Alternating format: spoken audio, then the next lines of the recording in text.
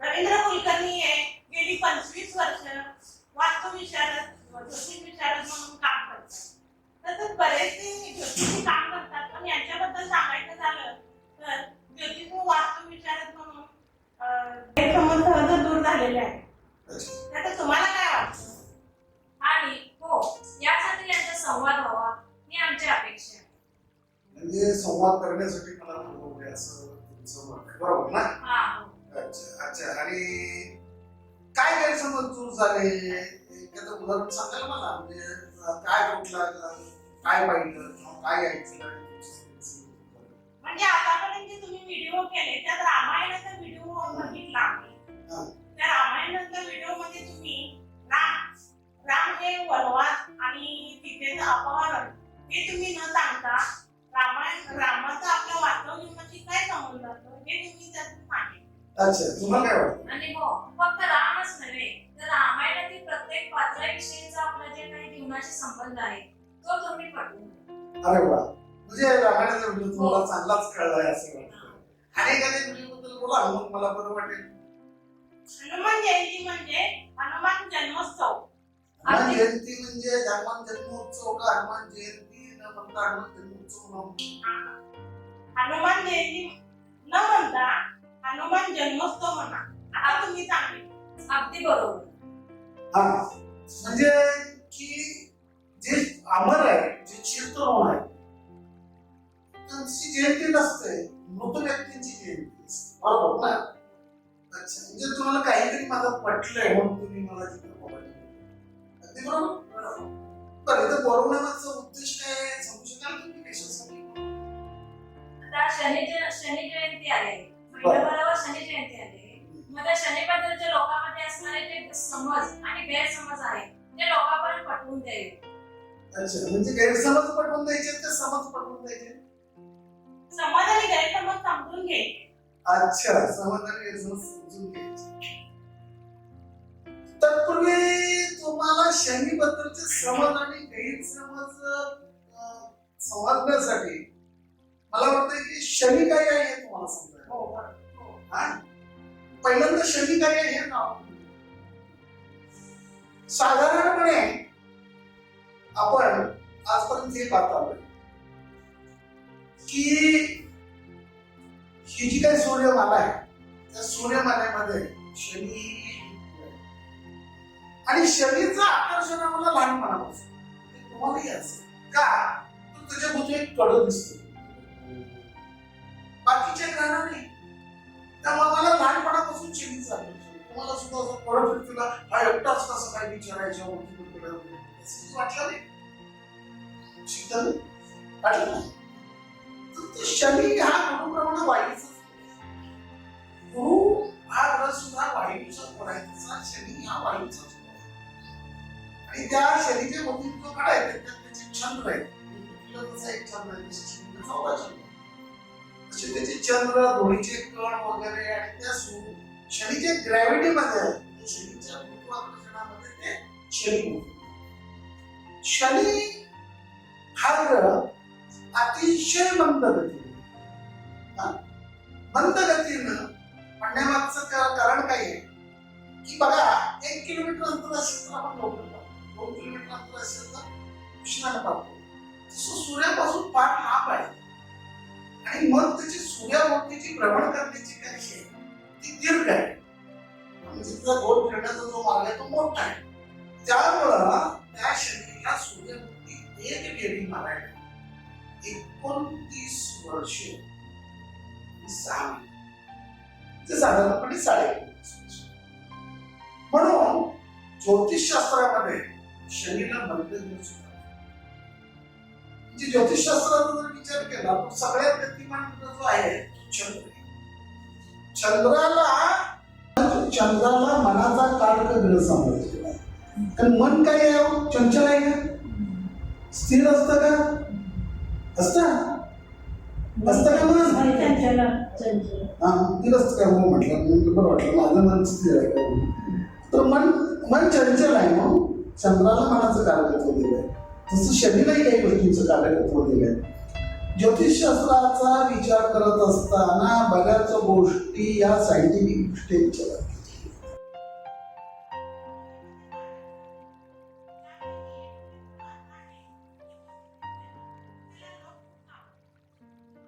शनी हा घाबरण्याचा ग्रह आहे का? याबद्दल तुमचं मत सांगा. शनीला लोक घाबरतात. का हो? नाही. नाही ना. शनी हा न्यायाधीश आणि न्यायाधीशाला त्याला म्हणतात ना, शाण्याला कोर्टाची पायरी सोडत नाही. आणि कोर्टाच्या पायरीमध्ये वकिलाने कितीही निर्णय केले, कितीही दंगा केला, निर्णय त्याचा अधिकार कोणाला? न्यायाधीशाला. म्हणजे शनी हा न्यायाधीश आहे. तुम्ही जर गुन्हा केला तर त्याची शिक्षा तुम्हाला मिळणारच. आणि तुम्ही निर्दोष असाल तर तो तुम्हाला निर्दोष सोडेल. मग शनी हा घाबरण्यासारखा वेळ असं तुम्ही म्हणू शकता. मला वाटतं जो गुन्हेगार आहे त्याला घाबरण्यास, निर्दोषाला त्याला न्यायची गरज आहे काय? नाही ना. काय हरकत नाही. आणखी काही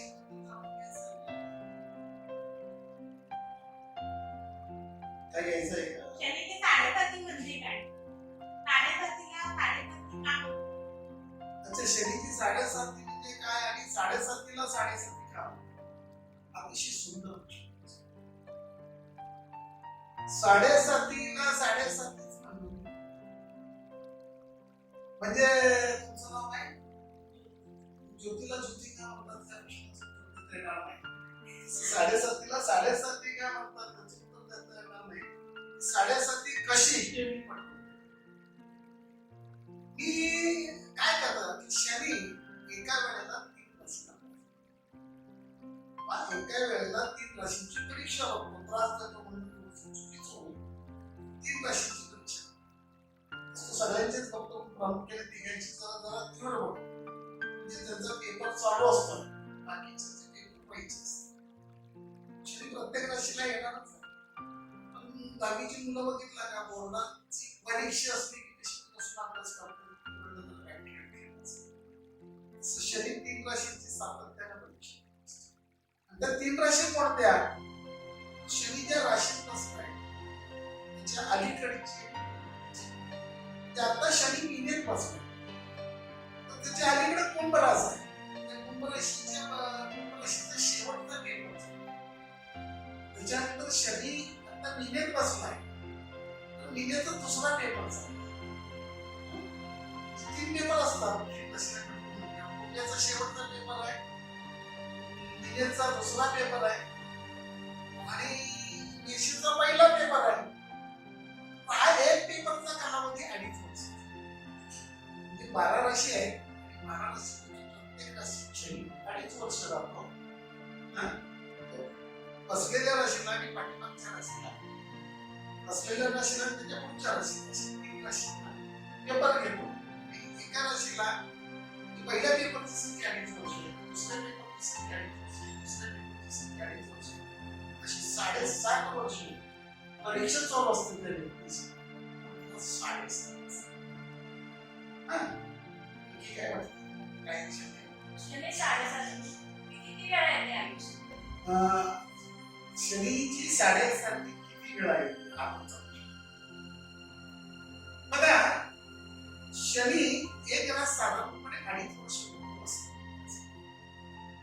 आणि 2.5 वर्ष भोगत असताना ज्या राशीमध्ये राशीला 7.5 तर 12 राशी पूर्ण करायला शनीला 30 वर्ष. आणि 30 वर्षामध्ये ती तुमची 7.5 वर्ष पण असते. 30 पर्यंत 7 केली तर 23 होती आणि तो आता गेला 22 वर्ष तुमचा काळ असतो. आणि 7.5 वर्ष 7.5चा काळ असतो. असं एक चक्र फिरायला 30 वर्ष, 2 चक्र फिरायला 60 लागतील, 3 चक्र फिरायला 90 लागतील. बरोबर. 7.5 साधारणपणे मॅक्झिमम आयुष्य सध्या वेळा येणार. पण तिसऱ्या वेळेला 7.5 येण्यासाठी त्या व्यक्तीला जन्मता 7.5 आणखी काही शंका विचारायची? गुरुजी, तुम्ही सांगितलं की शनीला परिक्रमा पूर्ण करायला 29 वर्ष 6 महिने लागतात. बरोबर. पण कुंडलीमध्ये 12 राशी आहे. एक राशी 2.5 वर्षाचा काळ, एकूण 30 वर्ष होतात. मग 6 महिने वाटले. मी आता तुम्हाला तेच सांगितलं की एका राशीमध्ये तो 2.5 वर्ष राहतो आणि त्याला परिक्रमा करायला ऍक्च्युली मी परिक्रमा करायचा कालावधी सांगितला. जर तो सरळपणे परिक्रमा करत गेला तर 29 वर्ष 6 महिने लागतात. पण शनी काही वेळेला वक्री होतो आणि यांचा वक्री होण्याचा जो कालावधी आहे तो 134 दिवसाचा असतो आणि काही काळ स्तंभी होतो आणि असे 180 दिवस वाढतात. गुरुजी, स्तंभी आणि वक्री म्हणजे यातला नेमका फरक काय आहे? सांगतो. फरक आता तुम्हाला सांगायचं झालं तर या ज्योतिषशास्त्रीय भाषेमध्ये त्याला स्तंभी आणि वक्री असं म्हणतात. गाडी एखाद्याच ठिकाणी थांबली असेल की पुढचा प्रवास करणार नाही, मागचाही प्रवास करणार, तर ती गाडी एखाद्या ठिकाणी थांबलेली असेल तर शनी असं एकाच ठिकाणी थांबल्यागत वाटतो. तो जो कालावधी आहे त्याला स्तंभी असं म्हणतात. आणि वक्री म्हणजे 1 किलोमीटर पुढे गेलेली जी गाडी आहे ती 1 किलोमीटर मागं येणे, रिव्हर्स गिअरमध्ये चालणे, याला वक्री म्हणतात. काय आहे की तो थोडंसं भ्रमणकक्षेच्या बाहेर जातो आणि परत भ्रमणकक्षेत येतो. आपण एखाद्या ठिकाणी रस्ता चुकतो नाही आणि रस्ता चुकल्यावर फिरून फिरून फिरून तिथं चिरतो. ऍक्च्युली तेवढा अंतर पार करायला आपल्याला कमी कालावधी लागायला लागतो. पण तो तसं जरा आपल्या मार्ग सोडून भटकलेली पोरं कशी विस्कळतात का नाही तसं जाऊन तो बाजूला जातो आणि परत रस्त्यावर येतो. त्याला वक्री असं म्हणतात. आणखी काही जाणून नाही. मला वाटते 7.5 वाईट असते.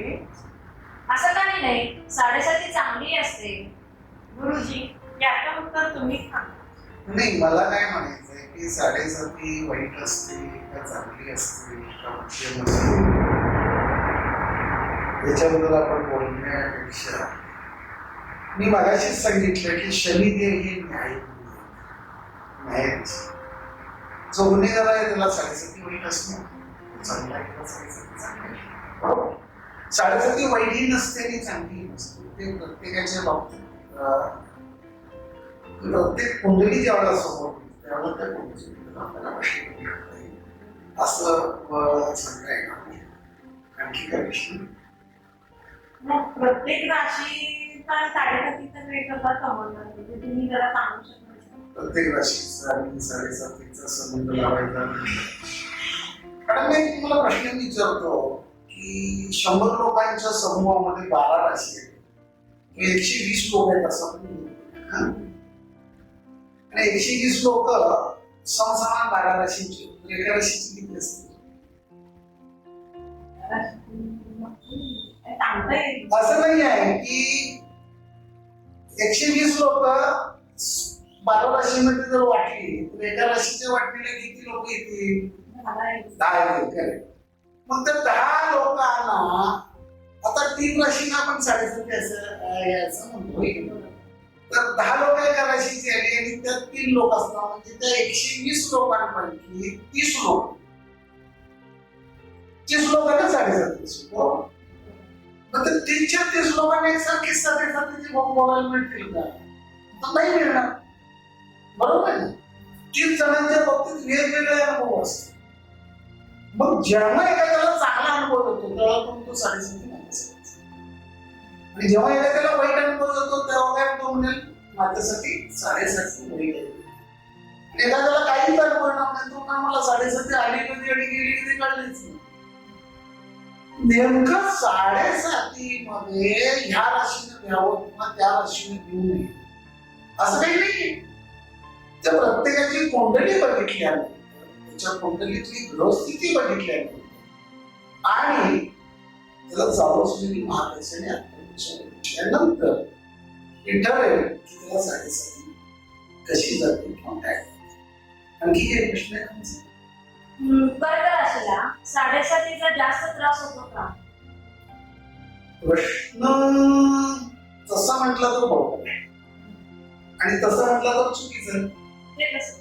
हा, तर मी काय सांगितलं की कुंडलीमध्ये जी स्थिती असेल त्याप्रमाणे साडेसातीचा त्रास व्हायला लागेल, बरोबर. आणि तसं म्हटलं तर बरोबर काय, तर कर्क रास ही चंद्राची रास आहे. चंद्र या ग्रहाची रास आहे. कर्क राशीला इंग्रजीमध्ये काय म्हणतात माहिती आहे? कॅन्सर. अरे वा, कॅन्सर रोग काय आहे एकदा चिकटला की बरोबर, एकदा तुम्हाला धरला की तुम्हाला घेऊनच जातो. कर्क राशीला कॅन्सर म्हणतात. माझ्याकडे कळलं की मला कॅन्सर होणार नाही. लोकांना काय मी म्हटलं आजराच तर काय नाही, कर्क राशीचा काही कॅन्सरचा काही सांगा. मग कर्क राशीचं चिन्ह काय आहे बघितलं? खेकडे. खेकड्यानं जर तुमचं बोट पकडलं तर काय करतो? तुटल्याशिवाय सोडतो नाही ना. खेकड्याकडे सुद्धा ती सुटते. एखाद्या गोष्टीला घट्ट पकडलं तर सोड. जसा काळा मुळा तुम्हाला ढसला, तो मेला तरी ती जागा सोडत नाही. नाहीतर एखाद्या गोष्टीला किती घट्ट पकडावं ही कर्कीला पहिला होता. कर्क राशीला एखाद्या गोष्टीला किती घट्ट पकडावं हे कळत नाही. दुसरी गंमत काय की कर्क राशी जलतत्वाची आहे. आणि जलतत्व म्हणजे काय, काहीही त्या सांगा स्वीकारणार. म्हणजे गंगा पहिली काय झाली, निर्माल्य टाकलं तरी स्वीकारणार, नारळ टाकलं तरी स्वीकारणार, मैला टाकलं तरी स्वीकारणार. काय स्वीकारावं आणि काय स्वीकारू नये. तिसरा मुद्दा असा आहे की कर्क राशी चंद्राची आहे. आणि चंद्राची कर्क रास असल्यामुळं चंद्र माणसो जे आहे त्यांनी मगाशी सांगितलं की चंद्र हा मनाचा कारक, त्यामुळे ते मनावर फाट लावून. आता मला सांगा, या व्यवहारिक जगात या कर्क राशीच्या माणसाचा टिकाव लागेल का? नाही लागणार ना. शक्यता साडेसातीत कसा टिकाव लागेल? अगदी शनी महाराजांना प्रेमाला जरी वंजारलं तर सुनील थोडस. आता ह्यानं जर स्वीकारलंय माझं वाईट सांगू ना. कारण रामदासांनी एका ठिकाणी सांगितलंय, मनासारखे पूर्व संचित झाले, दयासारखे भोगणी प्राप्त झाले. त्यांनी मनानच जर स्वीकारलं असेल साडेसाती तर जाणार. म्हणून की काही गोष्टी बरोबर आहे, काही गोष्टी तुम्हाला आणखी काही विचार.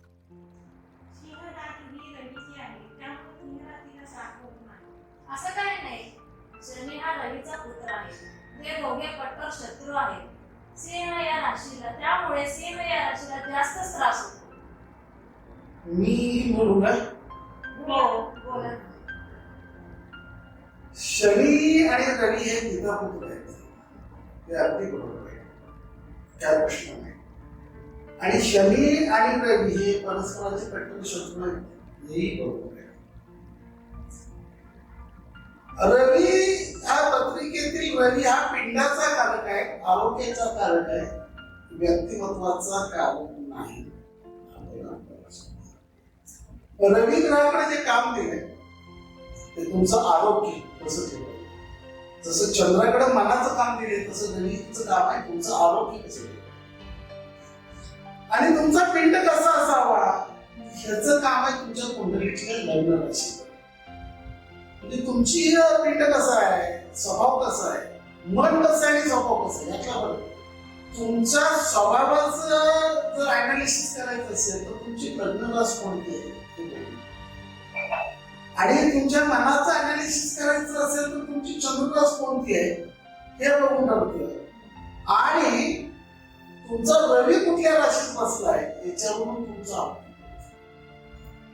आता बऱ्याच वेळेला रवी शीर राशीत बसून सुद्धा काही लोकांना आरोग्याचा त्रास असतो, कारण त्यांचं लग्न जलराशीच असतं. जलराशींना थोडस आरोग्याची तक्रारी जास्त असते. जलराशी कोणत्या आहे तर पहिली कर्क, दुसरी वृश्चिक, तिसरी मीन. या राशींना थोडं थोडा तरी त्रास झाला तर होतो.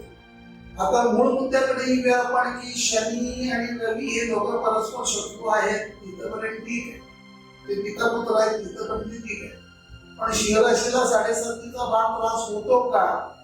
तर तो होतो, हेही काही अंशी बरोबर आहे, पण ते परस्पर शत्रू आहेत म्हणून.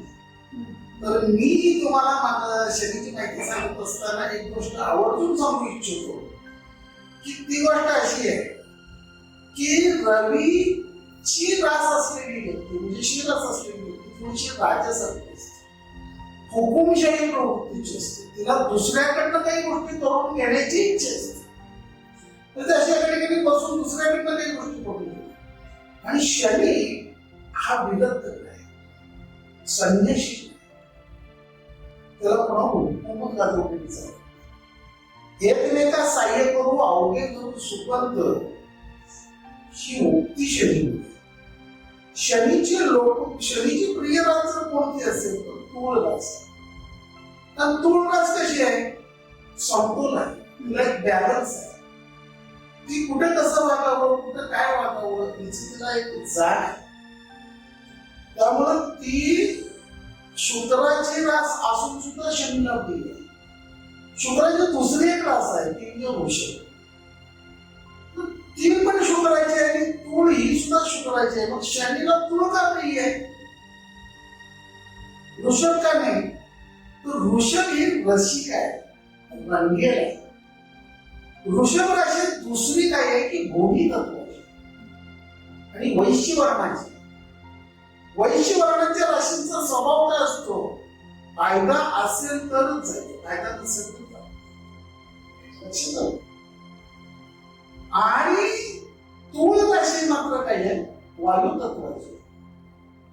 मी तर बऱ्याच वेळेला गमतीनं सांगतो, मिथुन, तूळ आणि कुंभ राशीचे जे लोक आहेत किंवा मिथुन, तूळ आणि कुंभ राशीचे जे लोक आहेत, म्हणजे त्या राशीचे किंवा त्या लग्नाचे जे लोक आहेत, अशा लोकांना जाऊन तुम्ही कोणतीही गोष्ट सांगितलं तर त्याची जाहिरात चांगली होती. तुमचा कुठला व्यवसाय आहे, काय आहे, त्यांना जर ते पटलं तर ते मिथुन, कुंभ आणि तूळ या रिक्षा आहे, जाहिराताची माध्यम आहे. म्हणजे जे जे आपण कार्य ते दुसऱ्याशी सांगावी ही वृत्ती ह्या 3 राशींमध्ये. ही वृत्ती नाही. आणि हे शनीच्या स्वभावाला परस्पर विरोधी आहे. वृषिक काय आहे? फायदा असेल तर करणार आहे, पण ती शुक्राची असून सुद्धा शनीला ती प्रिय नाही, त्याला तूळ प्रिय आहे. आणि ही रवीची हुकुमशाही वृत्तीची रास आहे शिन, म्हणून शनीच्या 7.5 तिथे त्रास होतो.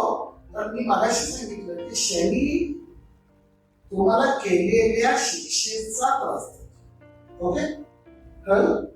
शनी समजून घ्या. आणखी काय प्रश्न?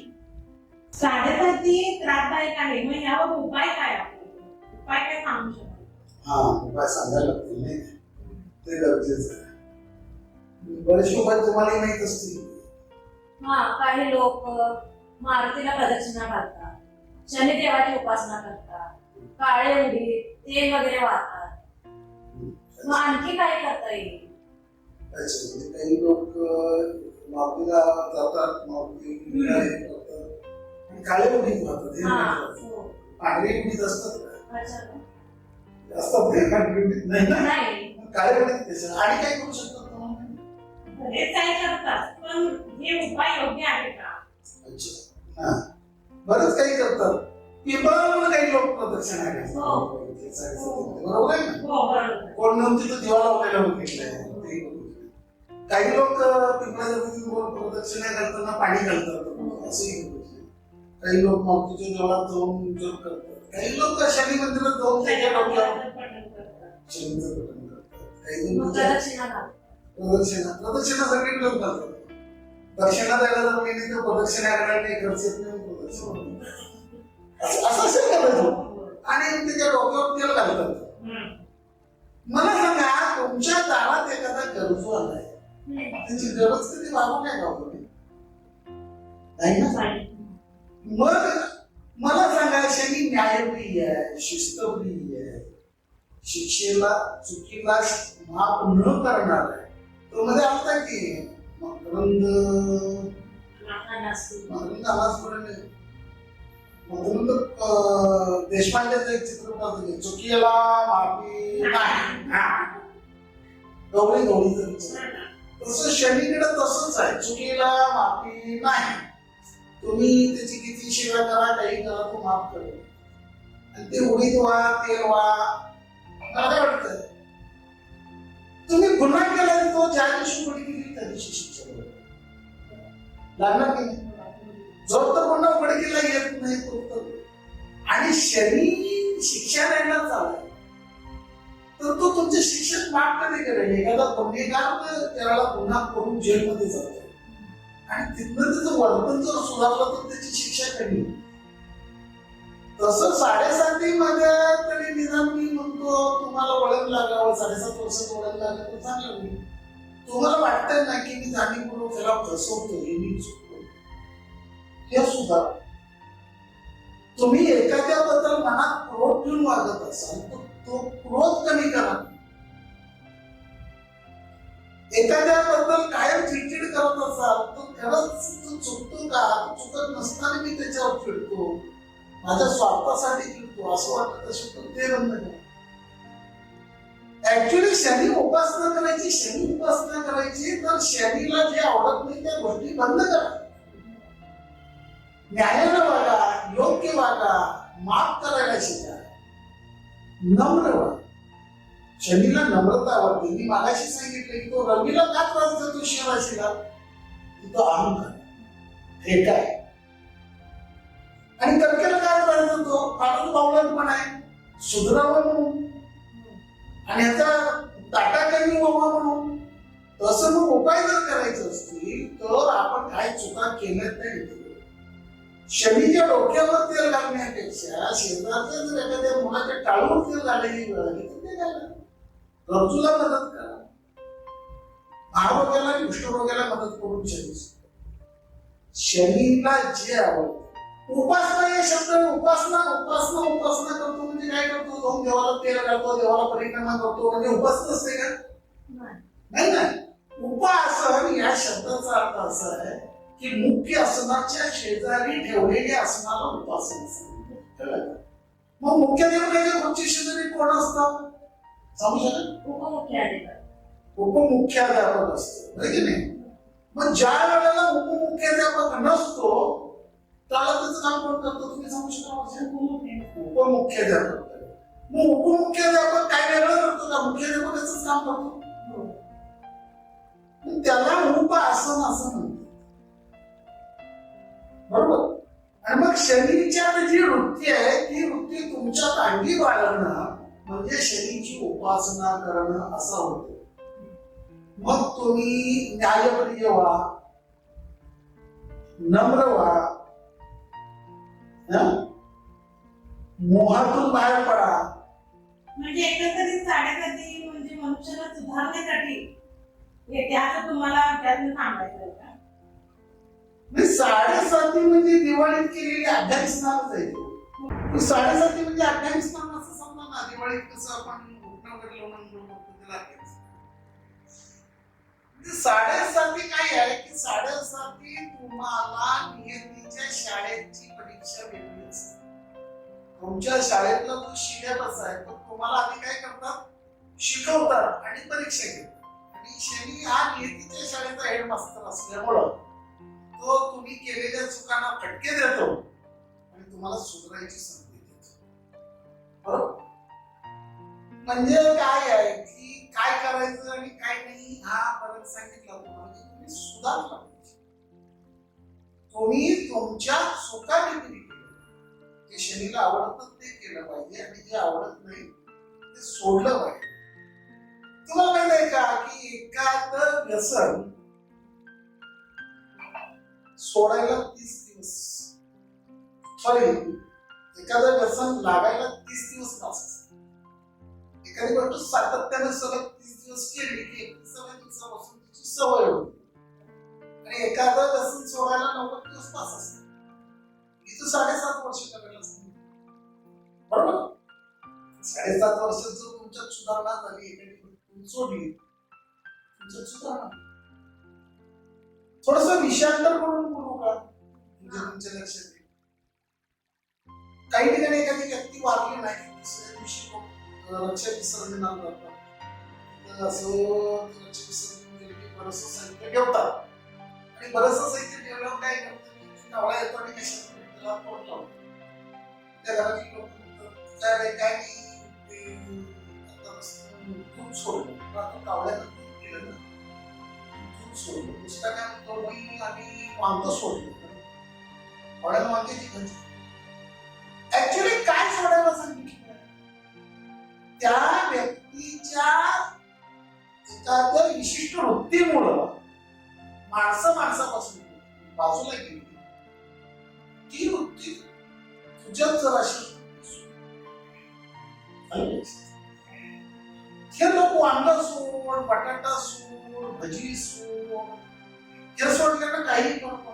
परमेश्वरानं ज्या गोष्टी खाण्यासाठी जन्माला घातल्या त्या खावा ना. तुमच्या कुटुंबातली एखादी व्यक्ती गेली म्हणजे तुमच्याबरोबर तीही वृत्ती गेली ती वृत्ती त्याच्याबरोबर जावी म्हणून एक वर्षभर त्याच्यापासून चुकीची एखादी गोष्ट सोडा. तो दारू पितोय तर तुम्ही पण पित असाल तर निदान त्याच्यासाठी दारू सोडा. तो सिगरेट ओढतोय ही वाईट आहे हे तुम्हाला माहिती आहे तर सिगरेट सोडा. काहीतरी एक सोडा ज्यामुळं तुमच्याकडे तसं 7:30 मध्ये तुमच्या त्याच्या चुका आहेत त्या रिपीट करण्यासाठी 7:30 आणि ह्या एक चुका जर तुम्ही रिपीट करत गेला तर 7:30 तुम्हाला त्रास देणे तुम्हाला बरोबर. काही लोक म्हणतात की 7:30च्या शेवटच्या टप्प्यात माझी छान बरोबर झाली म्हणजे 5 वर्ष सुधारणा झाली. ऍक्च्युली 7:30 आणि कुंडली या दोन्हीचा संबंध लावल्याशिवाय कोणता येत नाही. पण भले कितीही कुंडली चांगली असेल आणि 7:30 मध्ये चांगला नसेल 7:30 जाता हत्ती गेला आणि शेपूट राहिला आणि जाता माझं सगळंच मिळलं असं होतं. म्हणजे शनी महाराज न्यायनिष्ठूर राहायचे मला असे सांगितलं त्याप्रमाणे ते निश्चितच तुम्ही हा विषय माझ्यासमोर उपस्थित केला आणि शनीच्या निमित्ताने हे विचार शनीबद्दल बोलायचं झालं तर फार आपण बोलू शकतो. आणि ते एका व्हिडिओच सांगायचं म्हटलं तर 2-3 तासाचा व्हिडिओ.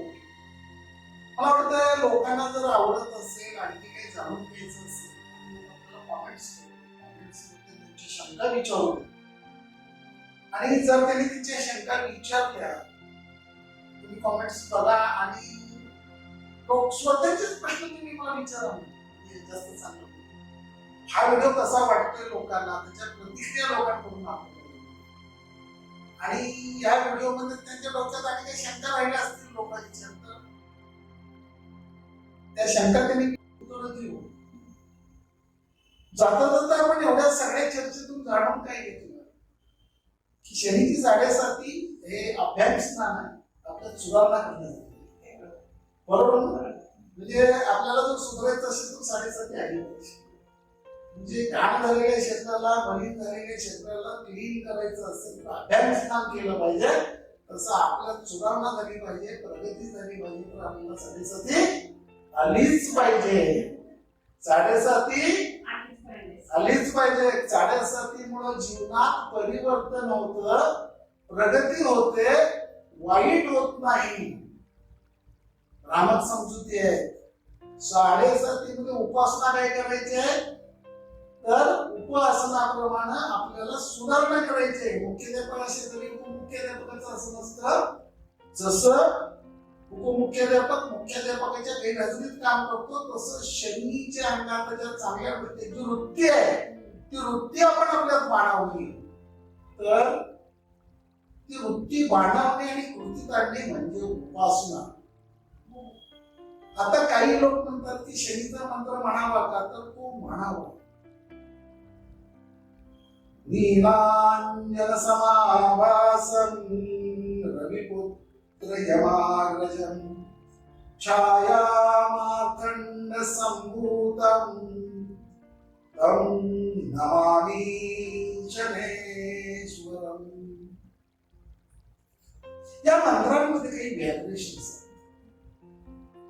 ती व्हायब्रेशन्स तुमच्या शरीरात निर्माण होतात पण मंत्र म्हणण्याची सुद्धा पद्धत आहे. मंत्र मन लावून एका लई शरीची दिशा पश्चिम आहे, पश्चिमेकडे तोंड करून सकाळ संध्याकाळ म्हणावा. त्यामुळे शरीरात व्हायब्रेशन्स येतात आणि ज्या पेशींची आपल्याला गरज आहे त्या पेशींना उत्तेजित करायची आपल्याला गरज आहे, त्या पेशी उत्तेजित होतात आणि त्याचे पेशी चांगले होतात. शनीच्या 7:30 सकाळी देवापाशी बसल्यावर कोणस्त लिंगरो ब्रह्मो कृष्णो रोद्रो तपो यमः सौरी शनीश्वर मंद पिंपलादेन संस्कृता. शनी स्तुती. यामुळे तुमची एकाग्रता साधली, श्रद्धा वाढेल आणि तुम्ही ते निष्ठेनं करा आणि तुमच्या चुकीच्या वृत्ती तुम्ही सोडून द्या आणि मग म्हणा शनी जब देता है तो 56 पाडके देता है. शनी जब देता है तो 56 पाडके देता है. आणि मग तुमचं सुधारणा जर लोक तुम्हाला स्वीकारतील, समाजात प्रतिष्ठा मिळेल. 7:30 ही आलीच पाहिजे. 7:30च्या उपासना म्हणजे स्वतः सुधारणा झालीच पाहिजे आणि मग तुमची प्रगती झालीच पाहिजे. शनी जब देता है तो 56 फाडके देता है. जय शनिदेव. आज थांबूया. आवडलं असेल तर निश्चित लाईक करा, सबस्क्राईब करा, शेअर करा. आपल्या समस्या विचारत जा, मी उत्तर द्यायला समर्थ आहे. श्रोते हो, समस्या तुमची, उत्तर आमची. कॉमेंट्स करा आणि कोणत्या विषयावर व्हिडिओ हवे निश्चित कळवा. आज इथंच थांबतो. तुम्ही हा व्हिडिओ कडेपर्यंत पाहिला त्याबद्दल तुमचे सर्वांचे आभार. तुम्ही मला या व्हिडिओमध्ये मुलाखत घेण्यासाठी बोलवलं त्याबद्दल तुमचे आभार. आणि सर्वांच्या जवळ काय आहे की तुमच्याशिवाय व्हिडिओ होत नाही. तळ्याकडचा जवळ तळ्याशी सलखीनच वागायचं, त्याला जगायला तर तळ्यातच मन लागायचं. जय श्रीकृष्ण. गुरुजी, आमच्या विनंतीत मान देऊन तुम्ही इथे आलात आणि खूपच छान माहिती तुम्ही सांगितली. अपेक्षेपेक्षाही तुम्ही आम्हाला खूप काही सांगितलं, खूप सुरेख माहिती दिली. त्याबद्दल खूप मनापासून धन्यवाद. धन्यवाद.